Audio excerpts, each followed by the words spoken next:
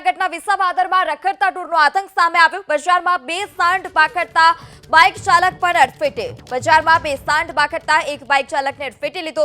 બે સાંઢ પાખડતા બજારમાં અફરાતફરી પણ સર્જાઈ। ઇજાગ્રસ્ત બે બાઇક સવારને હોસ્પિટલ પણ ખસેડવામાં આવ્યા છે।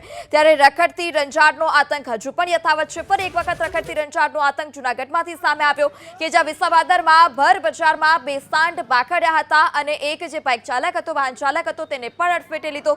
ઇજાગ્રસ્ત બાઇક ચાલક હાલ અત્યારે હોસ્પિટલમાં સારવાર હેઠળ છે। આ ભરચક બજાર લોકોથી ભરચક બજારમાં આ પ્રકારે બે સાંઢ પાખડતા હોય તે પ્રકારના દ્રશ્યો સામે આવ્યા જૂનાગઢના વિસાવદરમાંથી કે જેણે એક બાઇક ચાલકને પણ અડફેટે લીધો। અગાઉ પણ અનેક ઘટનાઓ પ્રકાશમાં આવી ચૂકી છે કે રખડતી રંજાડને કારણે અનેક લોકોના જીવ ગયા હોય, તેમ છતાં પ્રશાસન તરફથી કોઈ નક્કર પગલાં નથી લેવામાં આવતા।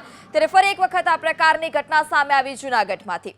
સંવાદદાતા પ્રતીક ફોન લાઈનથી જોડાઈ ચૂક્યા છે। જે પ્રતીક, ઇજાગ્રસ્ત હોસ્પિટલમાં સારવાર અર્થે છે, હાલ અત્યારે તેઓની શું સ્થિતિ છે?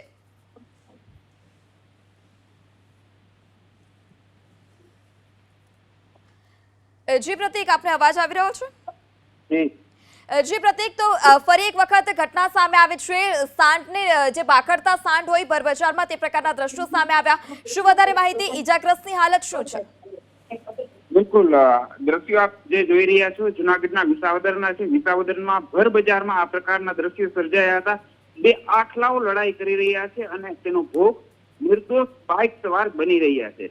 પ્રથમ વખત નથી, જૂનાગઢ જિલ્લો હોય કે ગુજરાત હોય, આ પ્રકારના દ્રશ્યો અવારનવાર જોવા મળતા હોય છે।